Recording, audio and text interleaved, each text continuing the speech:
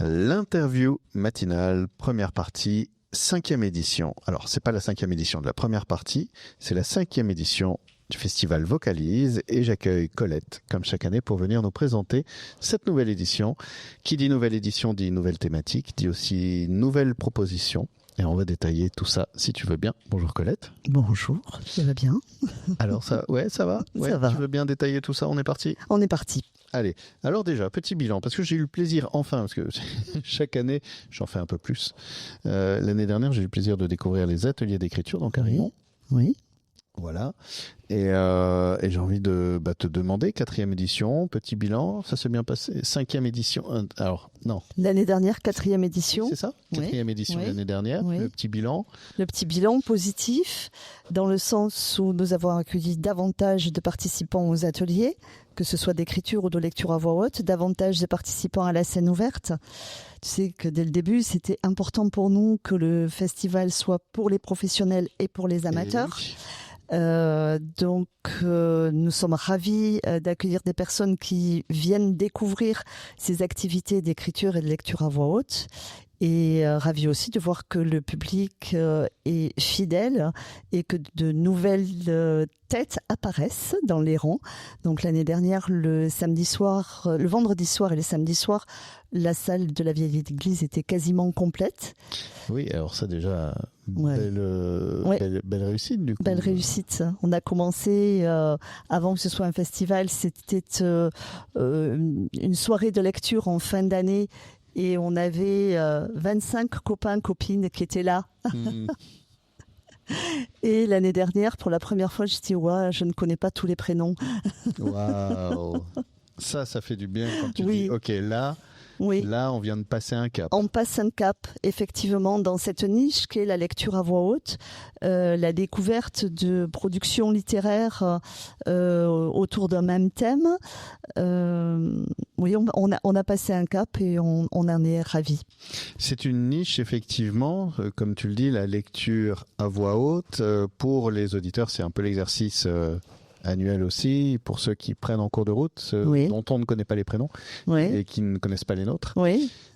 Est-ce qu'on peut résumer le principe, en fait, de cette lecture à voix haute? On prend un texte, on s'en saisit, on le lit, on le propose? Oui, on Voilà. prend un texte. Alors, si on veut venir, par exemple, participer à la scène ouverte, on prend un texte sur le thème du festival. Qu'on va dévoiler dans quelques Qu'on secondes. va Vous allez dévoiler voir, c'est extraordinaire comme thème. Mais Voilà. Et puis, on en propose la lecture la plus ressentie possible. Si on a besoin de travailler son texte en amont, on peut faire un stage avec Pierre Marteau, donc là les stages sont quasi complets. Mais on peut aussi faire un stage de découverte le dimanche après-midi avec Jeannick Fournet. Comment poser sa voix, comment faire ressortir les émotions que l'on éprouve par rapport au texte, parce que quand on choisit un texte, on a une bonne raison de le choisir, même parfois plusieurs bonnes raisons. Et ces raisons, c'est bien d'arriver à les faire passer, à ce qu'elles soient entendues par le public. Après, pour la qualité de l'articulation, de tout ça. déjà, c'est aussi peut-être de connaître vraiment ce qui nous a animés dans le choix d'un texte. On est surpris parfois, on pense choisir un texte parce que papa, et en le lisant, on s'aperçoit qu'en fait, il dit tout à fait autre chose de nous. Parfois, on se révèle presque dans une forme d'impudeur, même à dire « Ouh là là, mais en fait, je parle de ça et j'étais pas prêt ». Oui. Quelles sont les réactions justement quand les gens se saisissent d'un texte, le travail et particulièrement quand on n'a pas forcément l'habitude et que c'est pas ça peut être une expérience assez neuve? Alors, je pense qu'il faut se faire confiance et faire confiance aux personnes qui sont présentes, parce qu'on peut être débordé.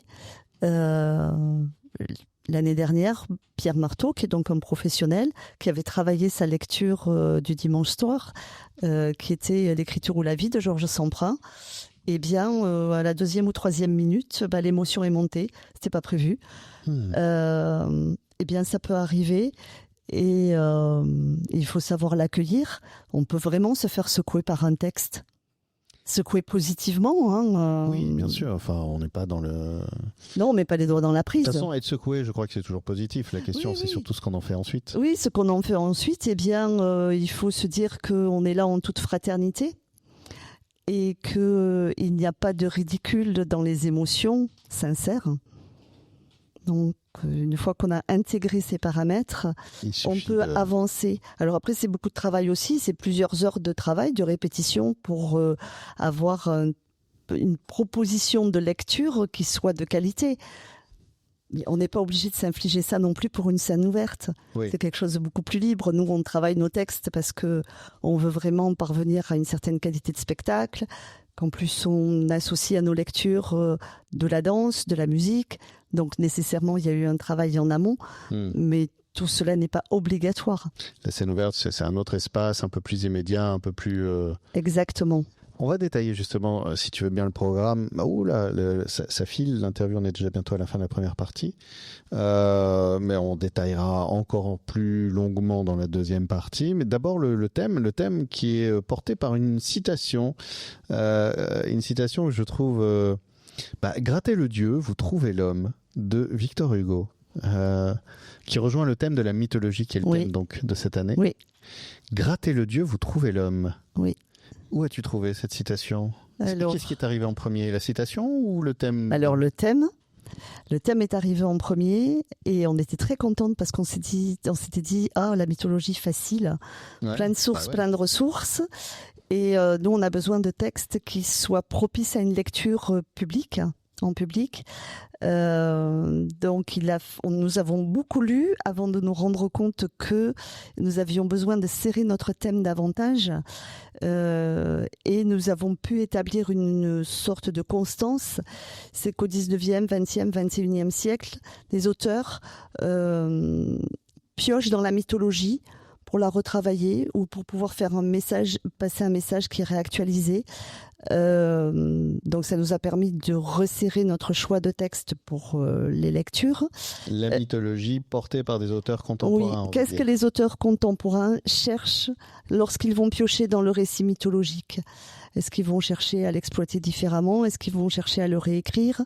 Est-ce qu'ils vont donner une nouvelle tournure à un récit qui est déjà installé depuis... Oui, quelle est la part de liberté dans ce mythe dont on se saisit ? C'est-à-dire, qu'est-ce que je pourrais apporter sans trahir le mythe ? Ou peut-être j'ai envie de trahir le mythe, mais en cohérence. Enfin, c'est un vrai travail... Et qui résonne d'ailleurs avec un événement cinématographique qui se prépare, puisque on a un des réalisateurs les plus appréciés, on va dire, au niveau de la critique, réalisateur anglais qui travaille à Hollywood, Christopher Nolan, qui sort l'Odyssée au cinéma cet été.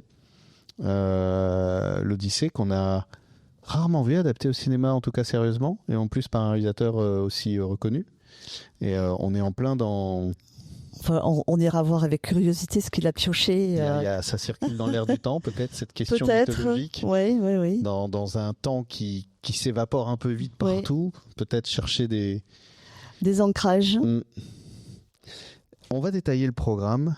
Et donc, voilà, merci pour ta réponse. Donc, c'est le thème qui est arrivé avant la citation de Victor Hugo, qui devient le titre de cette année. Grattez le Dieu, vous trouvez l'homme. On va gratter, nous, le sujet un peu plus. Je ne sais pas ce qu'on va trouver, au moins de la littérature, dans la deuxième partie de cette interview. Je rappelle quand même, pour ceux qui prennent leur voiture et qui ne peuvent pas écouter la deuxième partie, ou qui attendront peut-être de l'écouter en podcast d'ailleurs, c'est à Rimont et à Montségur, le programme cette année, 24, 25 et 26 avril, pour ce festival Vocalise, avec donc des lectures spectacles, des ateliers d'écriture et de lecture à voix haute, des stages aussi. Il y a tout un programme avec notamment Pierre Marteau qui vient sur scène à Montségur pour jouer le mythe de Sisyphe d'Albert Camus. Voilà. Et on va prendre le temps, je disais, de tout détailler. Toutes les infos, c'est sur quoi ? Facebook, de toute façon, Vocalise, Voca-Lise au pluriel. Oui. Et puis les programmes qu'on peut trouver un peu partout. Oui, largement diffusés. Largement diffusés, avec un QR code très bien fait si on veut s'inscrire, par exemple, ou réserver sa place. Et rendez-vous dans la deuxième partie pour justement découvrir derrière le festival ce qu'on peut vivre. L'interview matinale, deuxième partie, toujours en compagnie de Colette Pouet, rencontrée à l'occasion d'un livre, et on continue à découvrir chaque année maintenant des livres, des textes lus à voix haute par des acteurs, par des personnes aussi qui découvrent cette expérience pour la première fois à l'occasion de scènes ouvertes. C'est à Rimont et à Montségur, le festival Vocalise. Grattez le Dieu, vous trouvez l'homme. On en parlait, Colette, de ce thème, de ce thème autour de la mythologie, et notamment de comment les auteurs contemporains s'en sont saisis. Et on pourra voir un premier travail le vendredi. Oui.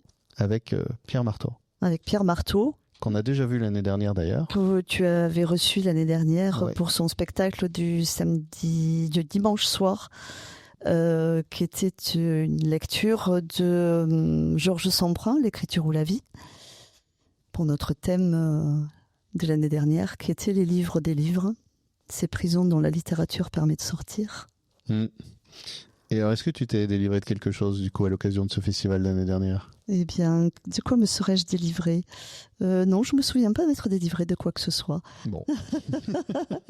Je ne devais pas me sentir emprisonnée. Bah, peut-être, tout simplement. Voilà, tout simplement. Cette fois-ci, il revient avec une nouvelle proposition, le mythe de Sisyphe. Oui, il revient avec une nouvelle proposition. Pierre Marteau a adapté il y a 3 ans de cela l'essai d'Albert Camus, le mythe de Sisyphe. On était allé voir le spectacle à Paris il y a donc 3 ans de ça. Grâce à son travail sérieux, il est allé à Avignon avec ce spectacle. Il a très rapidement joué à guichet fermé pendant 2 étés. On le savait, on en était ravis pour lui. Et lorsqu'on a décidé de travailler sur la mythologie, on n'avait pas spécialement pensé à lui en parler. Et quand on a commencé à faire nos recherches, on a vu quel est les questions qu'on trouve sur Internet. Quel est le mythe le plus célèbre au monde ? Le mythe de Sisyphe. Alors, ça pousse à la réflexion. Alors, j'en avais une petite hésitation parce qu'on disait, bon, quand même, dans notre petit festival, est-ce que... Bon, on a posé la question à Pierre qui a répondu, mais bien sûr, évidemment. Cool. Du coup, là, il fallait par contre un autre espace pour l'accueillir. Alors, il fallait un autre espace pour l'accueillir. Il fallait aussi pouvoir faire face aux frais inhérents à ce spectacle-là, puisque Pierre arrive avec un spectacle clé en main. C'est-à-dire que c'est lui qui s'occupe de payer les droits qui sont dus lorsqu'on adapte une œuvre, voilà, tout à fait.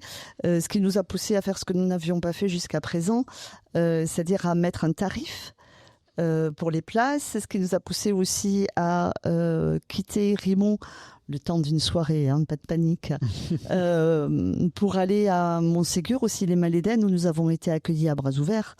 Ça a été tout de suite oui. Il faut savoir que voilà, ce soir-là, l'Éden, qui a une seule salle de cinéma, renonce totalement à une billetterie cinéma pour nous laisser l'espace libre pour le spectacle de Pierre Marteau. Bravo l'Éden. Ah oui, bravo l'Éden. Vraiment...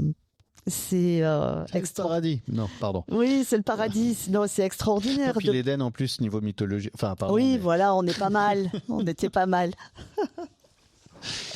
On n'était pas mal du tout. Donc voilà comment ça s'est passé. Ça a été un oui partout. Un oui de la part de Pierre, un oui de la part du cinéma l'Éden. Tout est aligné. Tout est aligné et donc on vous attend. Et je crois que les réservations vont bien en plus. Alors les réservations vont bien. Il y a des personnes qui même n'arrivent pas avec le QR code parce que pas Internet sur le téléphone, etc.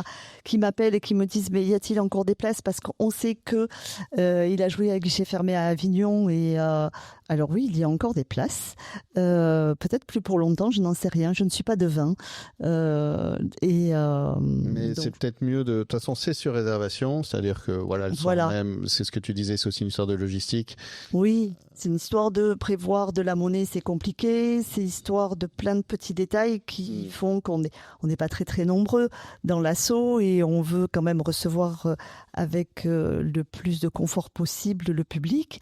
Et on voulait se décharger des questions de vente de billets. Mais bon, s'il reste des places, on ne laissera pas non plus les spectateurs à la porte. On se débrouillera. En attendant, pour réserver, je vois qu'il y a une adresse mail, par exemple. Oui. voca-lise, donc au pluriel, @orange.fr. Oui. Voilà, il y a un numéro de téléphone aussi. Ouais, qu'on peut si donner. tu veux, oui, tu peux le donner. Alors, du coup, c'est le 06 72 36 58 14. Voilà. Et je vois qu'il y en a un qui n'a pas noté au fond. Donc, je répète, 06 72 36 58 14. Les réservations. Et parlons rapidement du programme parce que le temps passe. Et donc ça, c'est la première belle soirée vendredi. Oui. Ensuite, le samedi, alors là, il y a une nouveauté avec un petit changement sur l'atelier d'écriture. Oui. L'atelier d'écriture, jusqu'à présent, a été le dimanche. Dimanche après-midi était partagé entre atelier d'écriture et atelier de découverte de la lecture à voix haute. C'était trop. Donc, on a positionné l'atelier d'écriture le samedi après-midi avec beaucoup plus de temps. Et cette année, nous allons écrire à partir d'une œuvre picturale qui va être créée par Jessica Doucha, qui va créer à partir de la mythologie qui a bercé son enfance, qui est la mythologie d'Afrique du Sud. D'accord. Voilà. Donc elle va révéler une œuvre à elle. Oui. Et à partir de cette œuvre, on écrira. En groupe, on sera là pour créer un mythe. On sera là pour créer le mythe qui nous sera inspiré par cette œuvre de peinture. Et après, on passe sur un donc ça, c'est à 14h, à Rimont, évidemment, le samedi 25 avril. On accueille les enfants aussi à partir de 8 ans. Ah oui, je vois ça. Et même éventuellement un petit peu plus petits, s'ils ne savent pas écrire, c'est pas grave. S'ils savent donner des idées, voilà, ça marche. Ça marche aussi, on écrira pour eux. Et voilà, ceux qui ont la plume sauront... Oui. 18h, concert, lecture et danse sur scène. Alors voilà, là, donc on arrive sur quelque chose du spectacle. On rentre dans le cœur de ce qui nous préoccupe pour ce festival Vocalise, qui est lecture à voix haute d'une sélection de textes d'auteurs, parmi lesquels Victor Hugo, bien évidemment. Voilà, entre autres. Je vous laisse venir découvrir les autres auteurs et puis aussi écouter la musique de Xavier Hutters, qui est un musicien qui est spécialisé dans les instruments traditionnels persans et qui accompagnera également Cécile Lassonde, qui est danseuse chorégraphe. Et cette année, nous aurons aussi une petite scène parce que la salle de Rimont, elle est extraordinaire, la salle de la vieille église, mais il n'y a pas vraiment de scène. Oui. Et l'année dernière, des personnes ont regretté de ne pas bien voir la danseuse de flamenco. Donc, nous avons loué cette année des praticables. Ah, qui permettront comme ça. Donc, nous avons encore mieux. Voilà, nous avons une sonorisation micro-casque et praticable pour bien voir le travail de la danseuse chorégraphe. Et ensuite, le repas. Voilà. Ensuite, le repas. Évidemment, qui est donc ce sont des plats cuisinés thaïlandais. Voilà, qui seront proposés. Le dimanche, on repart pour une balade. Promenade repérée ce matin avec les randonneurs du Haut-Entre-deux-Mers. Ils bossent aussi. Ah oui, ils bossent beaucoup. Ils sont toujours partants pour nous accompagner, ce qui est fort agréable. Donc, s'il pleut des cordes, pas de rando, bien évidemment. Sinon, on vous attend à 10h sur le parking de l'église de Rimont et nous covoiturerons jusqu'au point de départ de la randonnée, qui est très, très jolie. Ouais. Oui, si tu l'as repéré. Je l'ai repéré ce matin. Et cette randonnée, donc, où chaque participant sera libre de lire un texte relatif au thème. Voilà, on lit, on fait petite pause. 5 ou 6 pauses. On a repéré des endroits très jolis pour s'installer, que ce soit dans les vignes, que ce soit en forêt. Et puis on écoutera les textes qui seront lus à l'occasion. Atelier de lecture à voix haute. Alors là, donc à partir de 14h, après il y a le pique-nique évidemment. Oui. L'atelier de lecture à voix haute, ça c'est 14h, 16h. Là c'est quoi? C'est histoire de se préparer pour la scène ouverte par exemple? Alors ça peut être histoire de se préparer pour la scène ouverte, ça peut être aussi, surtout, histoire de découvrir ce que ça implique de lire à voix haute, ce que ça mobilise physiquement, intellectuellement. Donc c'est une initiation qui est menée par Jannick Fournet. Qui est une des lectrices aussi du spectacle du samedi soir. C'est ouvert à tous. Voilà, et ça permet d'aller. Tiens, d'ailleurs, tu parles de Yannick Fournet. Je voudrais revenir faire un petit retour dans le temps sur le samedi, puisque sur l'atelier d'écriture, pour venir créer son mythe, donc à partir d'une peinture de l'artiste Jessica Doucha, c'est ça, hein, oui. C'est ça. En fait, Là, il y aura aussi une nouveauté, c'est qu'il y aura plusieurs animateurs, animatrices qui viendront pour vraiment permettre d'accueillir, de prendre le temps, de bien être avec chacun. Oui, tout à fait. Il y aura 4 animatrices. Moi, je tournerai, j'irai d'une animatrice à l'autre parce que qui seront en vigilance des animatrices, qui seront en vigilance des personnes. Voilà, tout à fait, histoire de mettre un peu d'huile dans les rouages parce que c'est aussi la première fois qu'elles animeront un atelier d'écriture pour la plupart. Alors, on a passé du temps ensemble.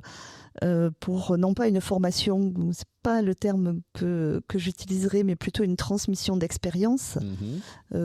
Comment on se positionne pour animer un atelier d'écriture? Qu'est-ce qu'on apporte? Qu'est-ce qu'on doit entendre, dire et ne pas dire? Être modérateur également entre les participants. Donc ce sera leur premier atelier et moi j'irai de table en table pour voir qu'elles sont bien à leur aise et que tout se passe bien. Et ensuite, donc, on a la scène ouverte. Scène ouverte. 16h30, voilà. Sur inscription. Oui, c'est sur inscription avec une lecture qui ne doit pas dépasser 3 minutes. On arrêtera à la 10e inscription, on arrêtera les inscriptions parce que ça fait 30 minutes de scène ouverte. Oui. Et qu'il y a aussi la capacité de concentration du public. Pardon, vous disiez, madame? Oui, il faut rester. Oui, voilà, il faut que le public ait des temps de respiration. Donc voilà, on a décidé de limiter la durée de lecture et le nombre de participants. Donc c'est sur inscription et avec la référence du texte lu. Et à 17h30, là, on entame la dernière partie du festival, celle qui est à la fois toujours, c'est le dernier moment, on y va, c'est joyeux, c'est la célébration de tout un week-end, mais c'est aussi la clôture. C'est aussi la clôture. Et comment on va clôturer ce festival? Alors, on va clôturer avec des lectures de 2 associations, le Lire et le Dire, nos amis de Rouen, chez qui nous allons lire pour leur festival début juillet. Donc on est ravis de les recevoir, qui vont piocher dans la littérature, dans la mythologie viking, et puis une petite lecture aussi de leur décrire. Et ensuite, la scène est pour le Kamishibai de Robert Gessel, qui a décidé d'adapter Le Cri d'Antigone d'Henri Bochot. Le Kamishibai, qu'est-ce donc que le Kamishibai? Alors, c'est un théâtre de papier japonais. Robert Gessel réalise des dessins qu'il passe au fur et à mesure de son propos, de sa lecture. Et c'est à propos d'Antigone. Colette, on a même un petit peu débordé, mais c'est pas grave, on a pris le temps nécessaire. Oh, merci, c'est gentil. Et donc de cette 5e édition du festival Vocalise, je rappelle les dates 24, 25 et 26 avril à Rimont et à Montségur pour le vendredi, avec de très très beaux moments, toutes les infos, de toute façon, réseaux sociaux, page Facebook, page internet, il y a tout ce qu'il faut partout, Voca-lise au pluriel, vous trouverez absolument tout, réservé, pensez bien réserver pour plusieurs moments. Et moi je viendrai faire un tour, tiens aussi. Oh, oui, j'ai commencé à écrire, à gratouiller un petit peu l'année dernière. On t'attend. Voilà, merci. Merci, au revoir.